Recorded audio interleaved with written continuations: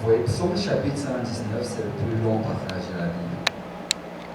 Je veux dire le plus long chapitre de la Bible. Et si tu étudies ce chapitre, qui a environ 176, environ 176, bon, ça 176 versets, tu réalises que chacun d'entre eux va te parler de la parole de Dieu. C'est en fait un chapitre qui te parle uniquement de la parole de Dieu. Et on ne sait pas exactement ce qu'il a écrit. On suppose que c'est David, parce qu'il a écrit la majorité des chapitres du livre des Psaumes. Mais quand tu regardes ces versets, tu réalises en fait comment est-ce que la parole agit dans ta vie. Comment est-ce que la parole agit dans chacun des aspects de ta vie. Et il commence au verset 1 en disant « Heureux ceux qui sont intègres dans leur voie, qui marchent selon la loi de l'Éternel. » Qui parle de la loi ici, parle de la parole. Heureux ceux qui gardent ses préceptes. Les préceptes encore, c'est la parole. Qu'ils cherchent de tout leur cœur. Tu as prescrit tes ordonnances pour qu'on les observe avec soin. Vous savez, la parole du Seigneur, il les a prescrites pour qu'on les observe. Certaines personnes considèrent la parole du Seigneur comme des suggestions. On parle des 10 commandements, certains pensent que ce sont 10 suggestions. Non. La parole de Dieu, ce sont des commandements. Il les a prescrits pour qu'on les observe avec soin. Puissent mes actions être réglées afin que je garde tes statuts. Les statuts, c'est encore la parole du Seigneur. Alors je ne rougirai point à la vue de tous tes commandements. Et la liste est longue. On va jusqu'à d'autres versets assez populaires. Verset 11. Je sais ta parole dans mon cœur, afin de ne pas pécher contre toi. Si tu sais la parole du Seigneur dans ton cœur, tu ne vas pas pécher contre lui. Et je ne veux pas le lire entièrement parce qu'on prendrait toute la nuit à le lire, mais je vais juste arriver à un point précis. Psaume 119, verset 25. La Bible dit « Mon âme est attachée à la poussière. Rends-moi la vie selon ta parole. » Je ne sais pas si on peut les lire tous ensemble. Mon âme est attachée à la poussière. Rends-moi la vie selon ta parole. Relisons-le encore une fois de plus. Mon âme est attachée à la poussière. Rends-moi la vie selon ta parole. On va prier tous ensemble. Seigneur Dieu Tout-Puissant, merci pour ton amour et merci pour ta grâce. Merci Seigneur pour ce moment qu'on vient encore passer en ta présence, Papa. Seigneur, alors que nous sommes dans ta présence, Seigneur, nous voulons entièrement nous abandonner, Seigneur, entre tes mains. Nous voulons que tu fasses un travail dans notre âme, Seigneur, que tu nous transformes, Seigneur, en ce moment comme nous sommes ici. Seigneur, nous venons, Seigneur, reconnaissant, Seigneur, nos faiblesses, Seigneur, reconnaissant, Seigneur, nos limites, Seigneur, mais nous voulons, Seigneur, que tu agisses à travers nous, Papa. Transforme-nous, Seigneur, à travers ta parole, Papa. Amène-nous, Seigneur, à ce lieu, Seigneur, où tu veux qu'on soit, Papa. Oh, Seigneur, transforme-nous selon ton image, Papa. Seigneur, nous ne voulons pas, Seigneur, marcher, Seigneur, selon les images, Seigneur, de ce monde, Papa. Mais nous voulons nous soumettre, Seigneur, à ta parole. Alors, Papa, je te prie afin que tu me oignes, Papa, afin que j'enseigne cette parole telle que tu l'as donnée à tes apôtres, à tes disciples, Seigneur. Seigneur, oigne-nous tous ensemble afin que nous la recevons, Seigneur. Nous la mettions en pratique dans notre vie afin de produire des fruits qui vont nous mener jusqu'à la vie éternelle. C'est avec action de grâce, Seigneur, que nous t'avons prié. Au nom de Jésus. Que l'Assemblée dise au nom de Jésus. Au nom de Jésus. Si vous pouvez battre encore vos mains, le Seigneur.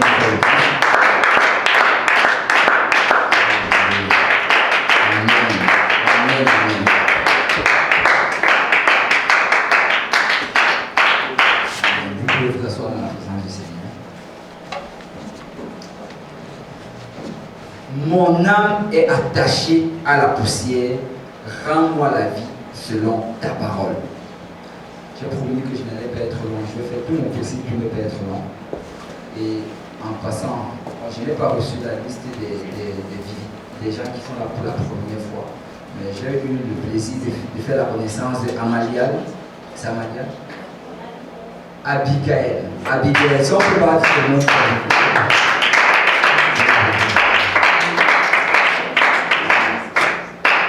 Nous sommes encore contents d'être dans la présence du Seigneur. Et ce verset, en fait, qu'on a lu tantôt, mon âme est attachée à la poussière, rends-moi la vie selon ta parole. c'est un verset qui m'a profondément touché. Si on va dans le livre de Genèse, Genèse chapitre 1, le tout premier verset de la Bible, qu'est-ce que la Bible nous dit? Au commencement, Dieu créa les cieux et la terre. Donc au commencement, c'est Dieu qui a tout créé. Et si tu regardes tout à travers le livre tout à travers le premier chapitre du livre de Genèse, tu vois comment Dieu crée chacune de ces choses-là. Et comment est-ce qu'il crée chacune de ces choses-là? Il les crée uniquement par sa parole. Au commencement, il a tout créé, mais maintenant le reste des choses, il les a appelées à l'existence par sa parole. Alors on nous dit au verset 3 que Dieu dit que la lumière soit et la lumière fut. On dit au verset 6 que Dieu dit encore qu'il y ait une étendue entre les eaux et qu'elle sépare les eaux d'avec les eaux. Et cela fut ainsi. Ensuite on nous dit encore au verset 11, puis Dieu dit que la terre produise de la verdure, de l'herbe portant de la semence, des arbres fruitiers portant du fruit selon leur espèce, et ainsi de suite. Et cela fut ainsi. Donc, tout s'est passé juste par la parole de Dieu. Dieu a appelé chacune de ces choses à l'existence. Et on l'a déjà dit plusieurs fois, je vais encore le redire ici. Tout ce que tu as besoin pour toi dans ta vie aujourd'hui, c'est la parole de Dieu. Tu as uniquement besoin de la parole de Dieu. Dès le départ, le Seigneur t'a déjà créé avec toutes choses dont tu as besoin. Dès le moment que tu es rentré dans l'eau du baptême, quand tu as reçu le Saint-Esprit, tu as tout le potentiel que tu as besoin pour être le plus grand évangéliste, pour être le plus grand enseignant d'études bibliques, pour être la plus grande ou le plus grand guerrier de prière, pour être le plus grand personnage qu'on puisse utiliser spirituellement. Tu as tout le potentiel. Mais maintenant, pour que ça arrive à l'existence, il faut que tu laisses le Seigneur parler sur toi. Il faut que tu laisses le Seigneur dire des choses sur toi. Et comment tu vas laisser le Seigneur dire des choses sur toi? La prière, la lecture de la parole de Dieu, en venant dans la maison du Seigneur. Et c'est comme ça que tu vas grandir spirituellement. Mais ça, ce n'est pas vraiment le point de ce que je voulais apporter là maintenant. Ce que je voulais dire, c'est que Dieu a appelé chacune de ces choses à l'existence. Si vous continuez verset 14, et ainsi de suite, Dieu dit, Dieu dit, Dieu dit. Verset 20, Dieu dit. Mais quand il est arrivé au 6e jour, le jour où il devait créer l'homme, Dieu n'a pas dit. Pour créer l'homme, Dieu n'a pas dit. Dieu a lui-même fait l'homme à son image. Tu sais, ça c'est à quel point tu es important aux yeux de Dieu. Dieu ne te regarde pas comme il regarde les animaux. C'est pour ça que moi j'ai un gros problème avec la théorie de l'évolution. J'ai un gros problème avec toutes ces théories-là qui veulent nous dire que nous sommes des descendants intelligents des singes. Ça ne fait pas de sens. Moi, mon grand-père n'était pas un singe. Dieu nous a créés différemment. Nous avons été créés par Dieu lui-même. Il nous a créés. Et si tu vas dans Genèse chapitre 2, verset 7, on a une description précise de comment Dieu nous a créés. Genèse 2, 7, la Bible dit, l'Éternel Dieu forma l'homme de la poussière de la terre. Il souffla dans ses narines un souffle de vie et l'homme devint un être vivant.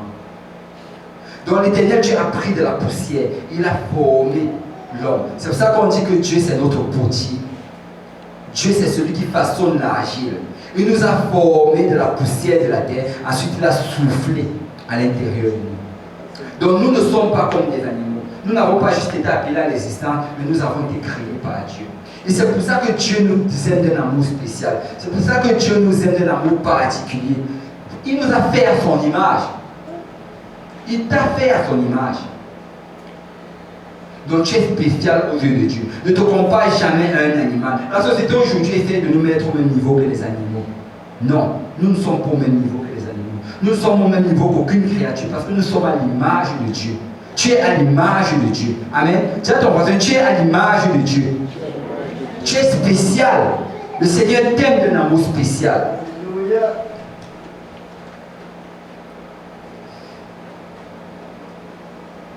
Donc Dieu nous a formés de la poussière de la terre.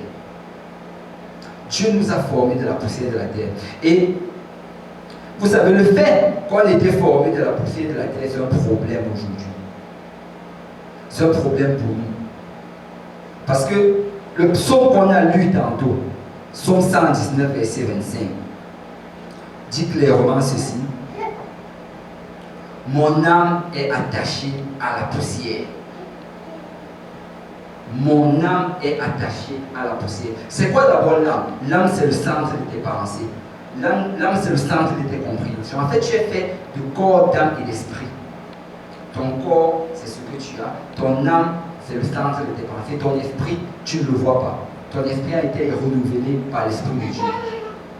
Mais le centre de tes pensées, le centre de tout ton raisonnement et tout ce que toute ta planification est attachée à la poussière.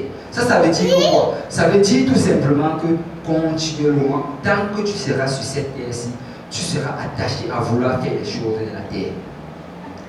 Il y aura continuellement à l'intérieur de toi le désir de te plonger dans cette chose-là, que le Seigneur t'avait interdit.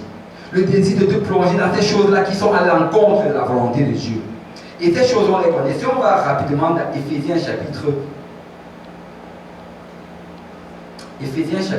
Colossiens chapitre 2.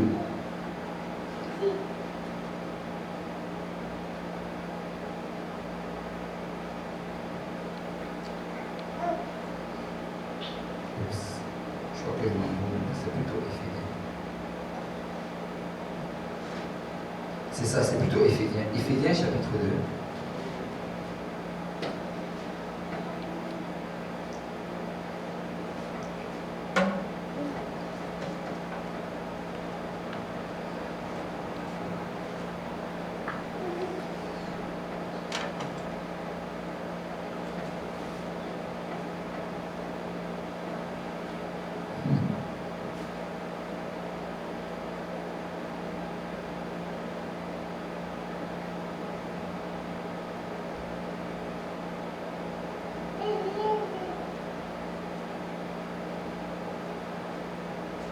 Non. Ok, c'est Philippiens chapitre 2. Philippiens chapitre 2, verset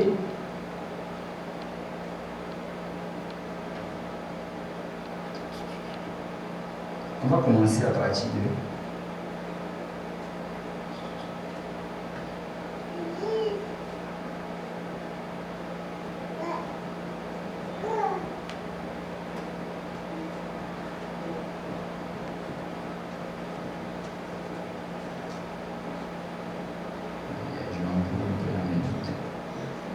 quoi qu'il en soit.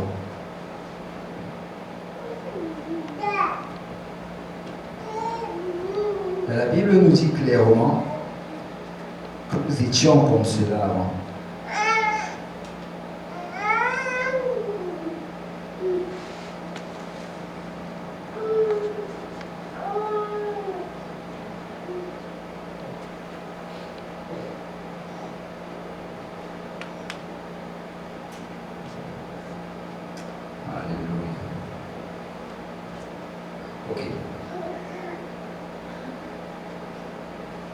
Non, c'est Colossiens chapitre 3. Colossiens chapitre 3 à partir du verset 5. Faites donc mourir les membres qui sont sur la terre. La Bible te demande de faire mourir les membres qui sont sur la terre. L'impudicité. C'est quoi l'impudicité? L'impudicité, si tu regardes même dans la version anglophone, ça dit clairement fornication. Dans la fornication, l'adultère, la pornographie, la masturbation, tous ces péchés-là sexuels sont couverts par un seul mot dans la Bible qu'on appelle impudicité. L'impureté, c'est tout ce qui est impur, malsain. L'impureté, c'est tout ce qui est contraire à la sainteté de Dieu. Les passions et les mauvais désirs, les désirs charnels, la convoitise des yeux, la convoitise de la chair, la cupidité, l'amour de l'argent. Et toutes ces choses-là, ça c'est contraire à la volonté de Dieu. Et ces choses-là qui sont contraires à la volonté de Dieu, dans notre monde aujourd'hui, ce sont plutôt des choses qui sont populaires. Aujourd'hui, là, quelqu'un qui vit dans l'impudicité, certaines personnes le regardent comme quelqu'un je sais pas, quelqu'un de chanceux. Waouh, lui là, il est bon, alors qu'il est en train de vivre dans le péché. Tu le regardes, tu dis qu'il est mauvais, toi tu le regardes, tu dis qu'il est bon. L'impureté, tout ce qui est contraire à la sainteté de Dieu. Quand toi, tu t'habilles d'une manière sainte, tu t'habilles d'une manière décente pour pouvoir vivre dans la sainteté de Dieu, ton attitude est saine. Tes actions, chacune de tes actions sont selon la sainteté de Dieu. Mais les gens vont te regarder, tu seras bizarre pour eux. Alors que quelqu'un qui va s'habiller d'une manière complètement dépravée, complètement à l'encontre de la volonté de Dieu, les gens vont trouver cela cool. Les passions et les mauvais désirs, la cupidité, l'amour de l'argent, toutes ces choses-là dans le monde aujourd'hui, on fait éloge de cela. Dans le monde aujourd'hui, on regarde des gens qui vivent comme cela, comme étant en train de vivre la bonne vie. Alors que Dieu dit que ça, c'est le péché. Dieu demande qu'on fasse mourir toutes ces choses-là. Regardez le verset 6. C'est à cause de ces choses que la colère de Dieu vient sur les fils de la rébellion. Donc la colère de Dieu vient sur ceux qui sont en train de vivre selon ce mode de vie-là. Parmi lesquels vous marchiez autrefois lorsque vous viviez dans ces péchés. Toutes ces choses que je viens de citer là sont liées à notre chair. Toutes ces choses-là sont liées au monde. Et continuellement, ta chair, en fait, ton âme va t'attirer pour que ça raille, pour que tu puisses rentrer dans ces choses-là. Ton âme va vouloir te pousser pour que tu recommences à prendre plaisir dans toutes ces choses dont on a cité. Et vous savez, souvent, on va se dire que peut-être ça dépend du nombre de temps que tu as passé à l'église. Laisse-moi te dire que quel que soit le nombre de temps que tu vas passer à l'église, tu auras toujours cette tentation-là dans la chair. Tu auras toujours cette envie-là de retourner dans ces choses-là que tu sais qui est contraire à la volonté de Dieu. L'apôtre Paul, l'apôtre Paul doit probablement être le plus grand évangéliste de tous les temps. Ça doit être celui qui a gagné le plus de personnes à Dieu. Celui qui a bâti le plus d'églises, celui qui a le plus voyagé peut-être pour le Seigneur. Il a consacré pratiquement toute sa vie dès le moment qu'il a cru, juste à servir le Seigneur. Et c'est même lui qui a écrit les 2/3 du Nouveau Testament. Et tu sais, avec tout ce que je viens de citer là, tu pourrais te dire que peut-être l'apôtre Paul n'avait pas à combattre avec les choses que tu combats aujourd'hui. Mais laisse-moi te dire qu'il avait à combattre. Même s'il écrit les 2/3 du Nouveau Testament, il avait à combattre avec exactement les mêmes choses que tu combats aujourd'hui. Chacune des tentations que tu fais face, chacune des épreuves dont tu fais face, l'apôtre Paul avait également à les combattre.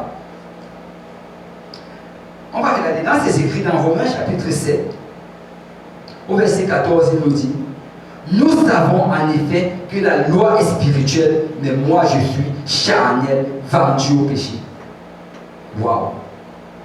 L'apôtre Paul dit qu'il est vendu au péché. Je suis sûr que si tu vas voir quelqu'un, tu lui dis que, écoute, je sais que tu es vendu au péché, la personne va te haïr comme si tu étais son ennemi. L'apôtre Paul lui-même dit qu'il était vendu au péché. Parce que nous tous ici, nous sommes vendus au péché. Tant que nous avons notre chair, nous serons toujours vendus au péché. Il y aura toujours cette tentation-là de retourner dans le péché. Car je ne sais pas ce que je fais. Wow, Paul dit qu'il ne sait pas ce qu'il fait. Je ne sais pas ce que je fais. Je ne fais point ce que je veux, et je fais ce que je hais. Or, si je fais ce que je ne veux pas, je reconnais par là que la loi est bonne. Tu sais, une chose très très importante dans ta vie spirituelle, c'est qu'il faut que tu reconnaisses toujours que la loi est bonne. Reconnais toujours que la loi est bonne. Ne justifie jamais tes actions en essayant de contourner la loi. Si tu es dans le péché, reconnais que tu es dans le péché et demande l'aide de Dieu.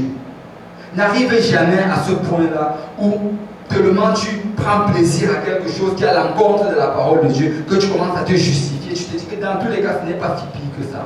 Dans tous les cas, ce n'est pas si mauvais que ça. Le Seigneur m'accepte avec cela. Ne tombe jamais dans ce piège-là. Reconnais que la loi est bonne. Parce que ce n'est qu'en reconnaissant que la loi est bonne que le Seigneur pourra t'aider. Vous savez, le premier pas pour sortir de l'alcoolisme, c'est de reconnaître qu'on est alcoolique. Tant que tu ne reconnais pas que tu es alcoolique, tu ne pourras jamais sortir de cela. Et maintenant, ce n'est plus moi qui le fais, mais c'est le péché qui habite en moi. Paul avait pu reconnaître cela, que même s'il tombait, même s'il glissait, même s'il y avait des choses qui arrivaient dans sa vie, ce n'était plus lui qui le faisait, c'était plutôt sa chair. Il savait maintenant qu'il était dans ce combat-là, qu'il y avait sa chair qui était contre lui. Peut-être son esprit était renouvelé, mais sa chair ne l'était pas. Je trouve donc en moi cette loi. Quand je veux faire le bien, le mal est attaché à moi. Le mal est attaché à moi. Car je prends plaisir à la loi de Dieu selon l'homme intérieur. Dans ton fort intérieur, tu aimes la loi de Dieu. Tu aimes chacune des choses que tu lis dans la parole de Dieu. Tu aimes quand on prêche contre le péché. Tu aimes chacune de ces choses-là. C'est dans ton fort intérieur, tu l'aimes. Mais je vois dans mes membres une autre loi qui lutte contre la loi de mon entendement et qui me rend captif de la loi du péché qui est dans mes membres. Tu vois, la loi du péché c'est dans tes membres, mais la loi de Dieu c'est dans ton cœur. La loi de Dieu c'est dans ton esprit. Et c'est à toi continuellement de lutter contre ce que ta chair veut faire, de lutter contre ce que ton âme veut t'amener à faire, mais de juste rester, de t'accrocher à l'esprit de Dieu. Misérable que je suis, qui me délivrera du corps de cette mort. Vous entendez le cri de cœur de Paul. Misérable que je suis. Il est arrivé au point, il a juste crié, misérable que je suis, qui va me délivrer de ce corps? Pourquoi? Parce que notre corps est attaché à la poussière. Elle est attachée. Notre âme est attachée à la poussière. Elle va continuellement vouloir faire les choses de la terre. Elle va continuellement vouloir prendre plaisir aux choses du monde. Mais dans Psaume chapitre 119, verset 25, après avoir dit « Mon âme est attachée à la poussière », le psalmiste met 2 points. Tu sais, en fait, la Bible, quand ils ont écrit, il n'y avait pas de ponctuation. Mais ceux qui ont mis les ponctuations, ils ont compris en fait qu'il devait y avoir un 2 points. Parce que ce qui était dit par la suite, c'était en conséquence de ce qui venait avant. Mon âme est attachée à la poussière. Rends-moi la vie selon ta parole. Rends-moi la vie selon ta parole. Parce que la seule personne qui sera capable de te rendre la vie, c'est Dieu. Seul Dieu sera capable de te rendre la vie. Par toi-même, tu ne vas jamais pouvoir y arriver. Pourquoi? Parce que ton âme est attachée à la poussière. Ton âme, ta chair, est attachée à chacune des choses de la terre, à chacune des choses du monde. Mais tu as juste besoin de crier vers Dieu. Rends-moi la vie selon ta parole. Il a promis qu'il allait te la donner. Il faut juste que tu cries vers lui. Tu sais, le seul moyen vraiment de venir à Dieu, c'est de venir à Dieu comme un petit enfant. De reconnaître que tu es incapable, de reconnaître que tu n'as pas de force, de reconnaître que tu as besoin de son aide, de juste crier vers lui, rends-moi la vie selon ta parole. Rends-moi la vie, Seigneur. J'ai besoin de la vie. J'ai besoin de toi. J'ai besoin que tu me transformes. J'ai besoin que tu mettes la vie en moi. Beaucoup de gens aujourd'hui essaient de vivre pour Dieu sans l'Esprit de Dieu. C'est quelque chose d'impossible. Pour vivre pour Dieu, tu as besoin de l'Esprit de Dieu. Tu as besoin de son Esprit. Parce que ce n'est que ça qui va te rendre la vie. Il y a des péchés que tu ne vas pas pouvoir résister tant que tu n'auras pas l'Esprit de Dieu. Il y a des choses que tu ne vas pas pouvoir supporter tant que tu n'auras pas l'Esprit de Dieu.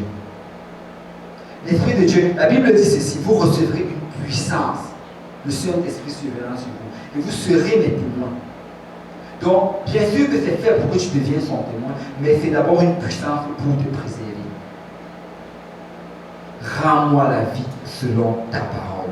Rends-moi la vie selon ta parole. Et alors que tu auras l'Esprit de Dieu, alors que tu as l'Esprit de Dieu, il y aura continuellement ce combat en toi, ce combat entre la volonté de la chair et la volonté de l'Esprit. La volonté de la chair et la volonté de l'Esprit. Et ce sera à toi de décider qui est-ce que tu veux qui gagne. Si tu veux que ce soit l'Esprit qui gagne, tu vas commencer à prendre du plaisir aux choses de l'Esprit. Tu vas commencer à lire ta parole, tu vas commencer à prier, et tu vas commencer à aller à l'église autant que possible. Et alors que tu vas faire cela, l'Esprit va devenir encore plus fort et encore plus fort, et l'Esprit aura assez de force pour combattre contre ta chair. Mais il faut que tu permettes à l'Esprit de guider. Il faut que tu marches selon l'Esprit. Parce que la Bible dit ceci, c'est ceux qui marchent selon l'Esprit qui sont appelés fils de Dieu. Amen. Amen. J'avais juste à cœur de partager cela aujourd'hui. Peut-être c'est pour quelqu'un ici. Peut-être c'est pour quelqu'un qui me regarde à travers les médias. Mais tout ce que tu as fait, c'est de crier vers Dieu. Ne sois pas surpris si les tentations ne cessent de venir. Ne sois pas surpris si, depuis le moment même que tu as donné ta vie au Seigneur, tu as l'impression que tu as même encore plus tenté qu'avant. Tu as l'impression que tu es même encore plus attiré qu'avant par toutes ces choses du monde. C'est ta chair parce qu'elle est attachée à la poussière. Mais crie vers Dieu. Crie vers Dieu. N'arrête pas de crier vers Dieu. Et c'est lui qui va pouvoir, c'est lui qui va te garder. Parce qu'il a dit, qu'il allait être avec toi, qu'il n'allait jamais t'abandonner. Je serai avec toi jusqu'à la fin du monde. Celui qui a commencé en vous cette bonne œuvre la rendra parfaite pour le jour du Seigneur. Juste crie vers lui et garde tes yeux vers le Seigneur. Amen. Amen. Là, on va consacrer le reste de la séance d'aujourd'hui à la prière. On va prier pour les âmes perdues à Montréal. On va prier pour toutes ces personnes à qui on a distribué les cartes pendant la semaine. On va prier pour ces personnes qu'on a rencontrées. On va prier pour ces personnes qu'on a invitées à l'église. On va prier pour ces personnes qui ont entendu parler de la conférence francophone. On va prier aussi pour les membres de nos familles. On va prier pour nos voisins. Et on va prier. Et on va prier pour que le Seigneur touche leur cœur afin qu'ils puissent venir dans sa maison et qu'ils puissent obéir à l'évangile. Amen. Et alors que vous êtes ici, si vous n'avez pas encore reçu le Saint-Esprit, vous pouvez venir en avant pendant qu'on va prier. Et on va prier pour vous. Le Seigneur va vous remplir de son esprit. Parce que c'est sa volonté que vous ayez le Saint-Esprit. Amen. Donc si on peut se lever tous ensemble.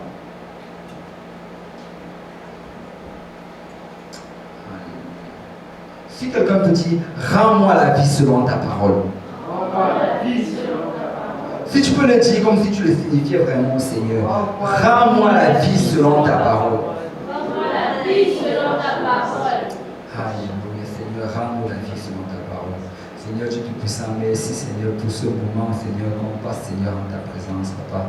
Merci Seigneur pour ta parole, Papa. Merci Père Céleste, parce que tu nous guides, Seigneur, à travers elle et que tu nous transformes, Papa. Seigneur, alors, Seigneur, que nous avons reçu cette parole, nous voulons, Seigneur, toujours nous rappeler de crier vers toi, Seigneur. Quelles que soient les tentations, quelles que soient les épreuves, quelles que soient les oppressions, Seigneur, qu'on garde, Seigneur, le regard vers toi, Seigneur, et qu'on crie, Seigneur, vers toi, Seigneur, qu'on lève, Seigneur, les yeux vers la montagne, Seigneur, afin, Seigneur, que le salut, Seigneur, descende, Seigneur, sur nous, Papa, parce que tu es notre salut, Papa. Tu es notre rocher, Seigneur. Tu es notre haute retraite, Seigneur. Tu es notre forteresse, Seigneur. Et nous n'avons point d'autre, Seigneur, vers qui nous tourner, Seigneur.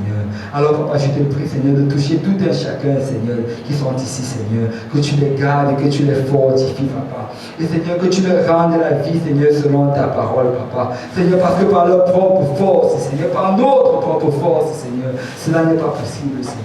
Mais, Seigneur, par ta parole, Seigneur, est possible. Alors, parle, Seigneur, sur chacun de tes enfants aujourd'hui. Déclare, Seigneur, tes oracles, Seigneur, dans chacune de nos vies, Seigneur. Et, Seigneur, amène-nous, Seigneur, à l'obéissance, Seigneur, de ta parole, Papa. À la soumission, Seigneur, à tes préceptes et à tes lois, Papa. Amène-nous à ce lieu, Seigneur, où, Seigneur, tu es, Seigneur, notre Dieu, Papa. Et que nous sommes, Seigneur, tes disciples, Papa. Où es-tu notre Père, Seigneur, et nous sommes tes enfants, Seigneur. Où nous t'obéissons, Seigneur. Même quand nous ne comprenons pas, Seigneur, nous t'obéissons, Seigneur. Parce que tu es digne, Seigneur, d'être loué, Papa, et d'être adoré, Seigneur. Et tu es notre Dieu, Papa. Oh, la basaka, la bashana. Si on peut battre nos mains pour le Seigneur.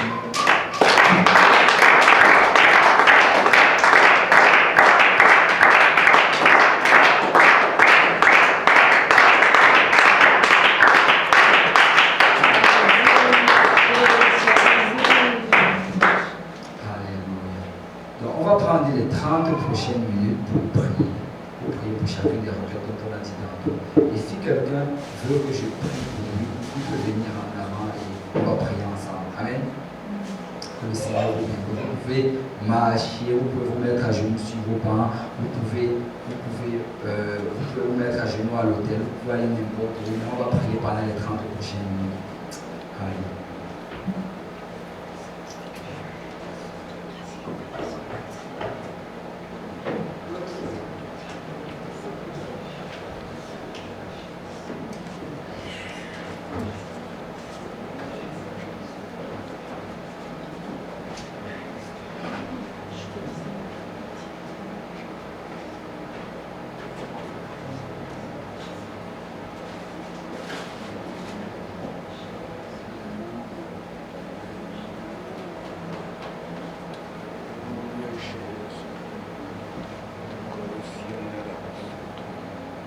Tout.